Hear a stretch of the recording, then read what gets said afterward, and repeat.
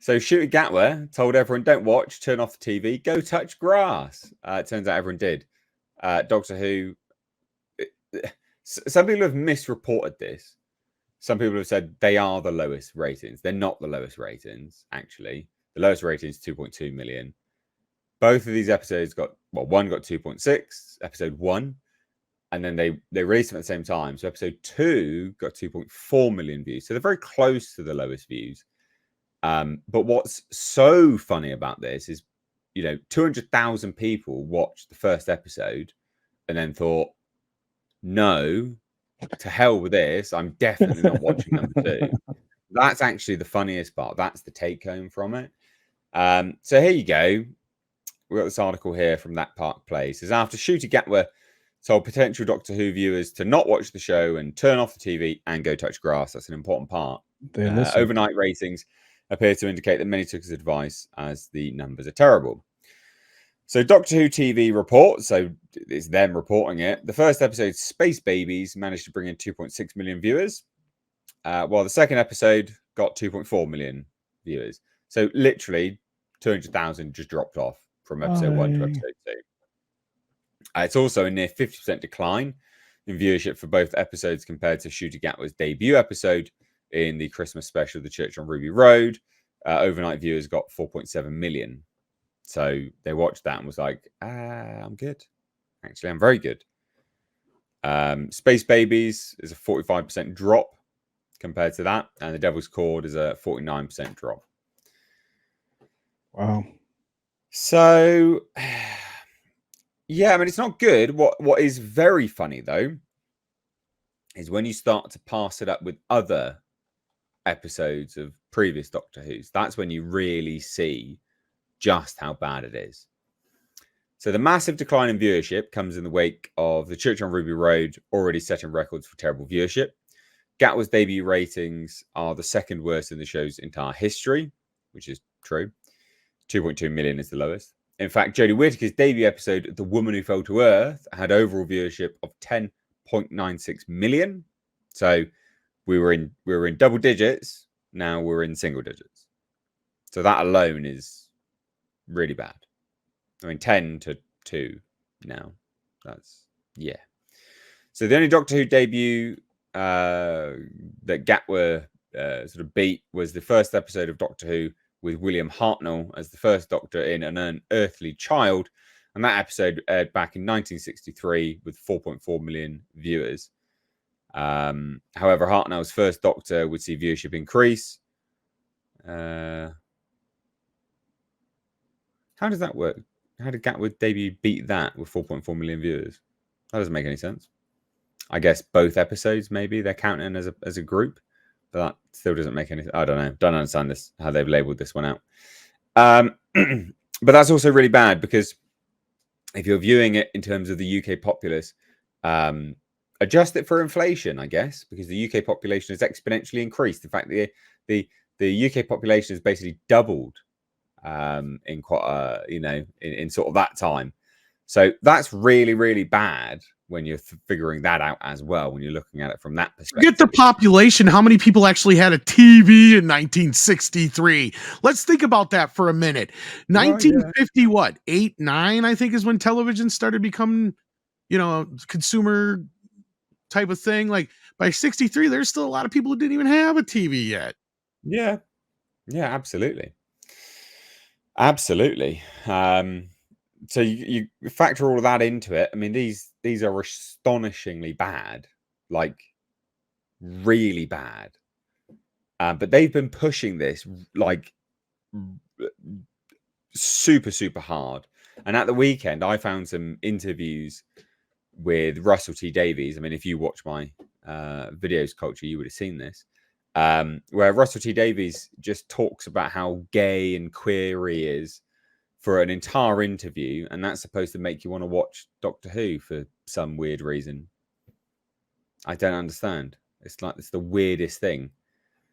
And yeah, this is one of their characters now,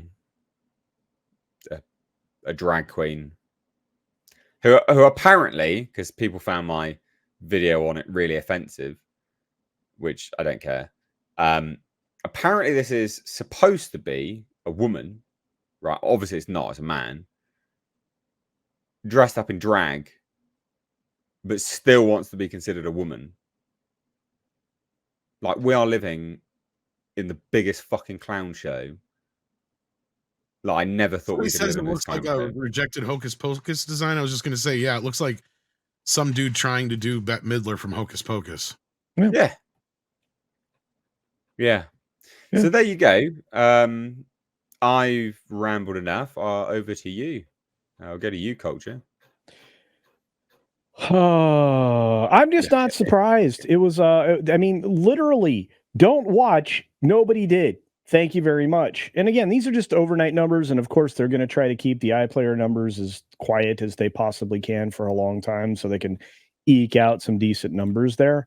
But honestly, the most aggressive of fans, the people that absolutely want to shill for this garbage, is, gonna basically be watching it the very first night. And the 2 episodes, I think they started at 6:30 p.m.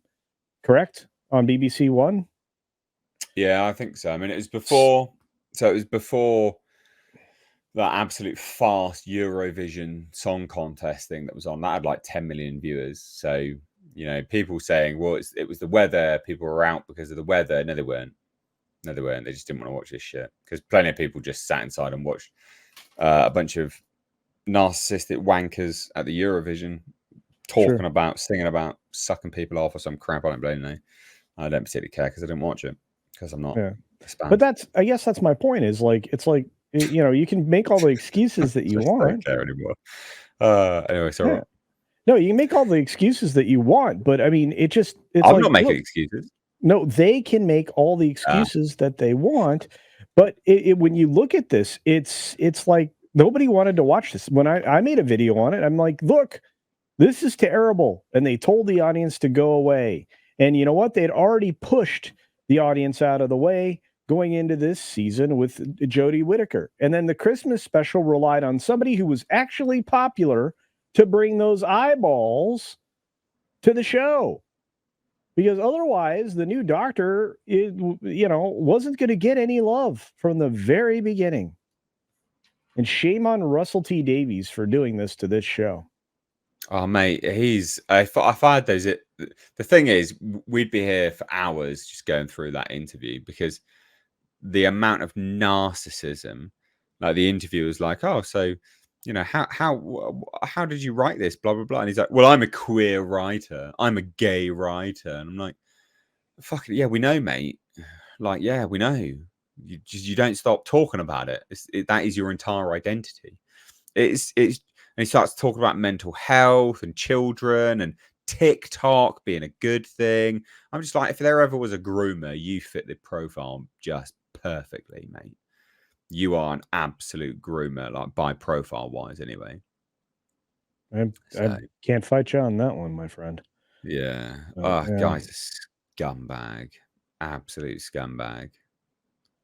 But I mean, this is dead. I mean, what I think what I find so comical about this, though, they changed Davros from his life support machine because they were like, well, we can't have him in a life support machine because people might mistake it for a wheelchair. So we can't have a wheelchair as a villain, right? That's not okay. Right? That's something that they did. Wait, but then they put a fucking man in drag as the villain. And they're like, that's okay, that's fine. Where's the logic? At least be consistent with your logic. I don't have any. Like, what are you doing? God. Well, and again, I mean, Tom doesn't even watch this crap, and I bet you his opinion is lower than whale shit of this thing. I have no interest in Doctor Who anymore. I used to really enjoy the world, and it's kind of now at the point where it's, the rest of it's being ruined for me because of all this shite, right?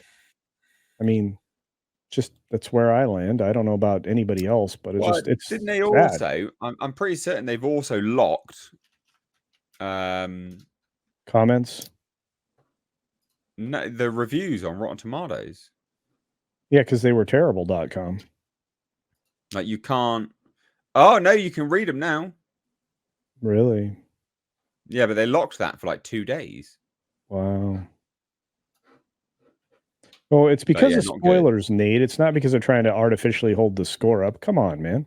Yeah, definitely not. And they're still calling it season 1. So let season 1, 31% on Rotten Tomatoes. Of Disney Doctor Who. You have to remember that. Yeah. They own it now. They don't own it, but Well, they control it. no. Well, they have creative say. So yeah, but they definitely don't own it. It's still a BBC property. Not that it makes it any better, by the way, because BBC are terrible as well. I've only seen the babies episode, but I'm not sure if I will bother with any more, as this one made no sense. First, let's be positive, the production values have increased, although this is no surprise as it's a Disney product now. However, has the show been retailored towards a 6-year-old audience? The answer to that is yes. Leaving aside the constant information dumps. Oh my god. Yawn, lazy writing, lots of filler, no substance. So dumbed down and treating the audience like fools. If you want an exciting, thought-provoking ride, rewatch everything before 2018. If you want dumbed down messages impersonating a weak storyline, then watch this new season. Schrodinger's cat was either dead or alive at the same time until you observed it. This is dead whether you watch it or not. Well, that's true. I once loved Doctor Who. Now it's aimed at preschool children. Sad. Where's the lie? Space Baby was ludicrously puerile and an insult to my intelligence. How is a story about baby shit and snot ever going to be a good launch concept for Disney Plus? Oh my god. Oh, this is funny. This goes to show identity politics. As a trans woman, I wanted to boy. give this a good score. Yeah, see, you vote as a block, identity politics, you review positively, etc. They didn't know, which is good. But I'm really into sci-fi. But I'm not really into sci-fi. And I watched out of LGBTQIA plus solidarity. Sadly, even that isn't enough to overcome the poor, cheesy FX, nonsensical story, and terrible, hacky acting. They're going to have to do better because I know guilting the trans queer community into watching isn't sustainable, especially if I'm done after 2 episodes. Oof. Oh, that's brutal. That's so funny. I watched episodes 1 and 2 of the new season 1 on the day minute of release in the UK. While I found the comparison much more engaging, companion, much more engaging than when she appeared in the Christmas special, the actual Doctor was lacking in presence. This may be the fault of the script, as he seems to talk in obvious and idiotically interjected platitudes that seem meant for a Twitter moment. Oh. Wow. Okay, that's rough. Yeah, probably true, though. Yeah. But it's still this show takes a twisted approach to social messaging. If you look at old shows, they could push a message without punching you in the face and saying, "Do you understand yet?" A dune worm mouth made of snot that wants to kill babies is not a misunderstood victim of the system.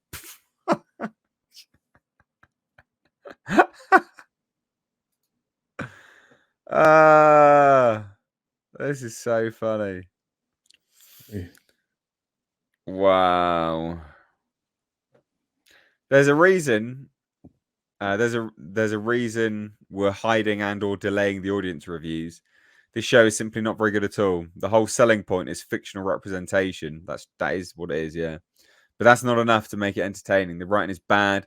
The acting is over the top in the worst way possible. Please avoid this if you value your time. So many other good shows to enjoy instead. That's true. I recently started watching Blood of Zeus again on Netflix, which is like season 2's been released. If anyone's ever watched season 1, would recommend. I really enjoyed Blood of Zeus. But look at this Dustin person, right? Who? Right below that, the 5-star review. Justin? Yeah, don't listen to the review bombers. The show's absolutely unhinged in the best way possible. You never know what to expect when you travel with a doctor, and this season turns that up to 11. If you enjoy having ridiculous fun, give this one a watch. No thanks. No thanks. No thanks. Fucking abysmal. There you go. What do we think? Any other thoughts? Well, I think that Right. this just proves out that, everything we've been saying going into it is absolutely what's happening with it. And, you know, I think it's only going to get worse because according to about 50% of people who've had an early view of it and have reviewed it, bomb is going to bomb. And that's Moffat's work. Hmm. Well, there you go. Super funny. Chaos is Fun is a member for 4 months, so thank you so much. Says, I hope there was plenty of security. I'd be nervous having space babies on set with the BB execs and employees. Yeah, I like that. Let's see what you That's did there. funny. Well, wait, was Con was Air, Hugh one of my was favorite rewatches. There you go. was Hugh there? Hugh Edward? Hugh. Yeah, Way. little BBC love love it. for you there. Love it.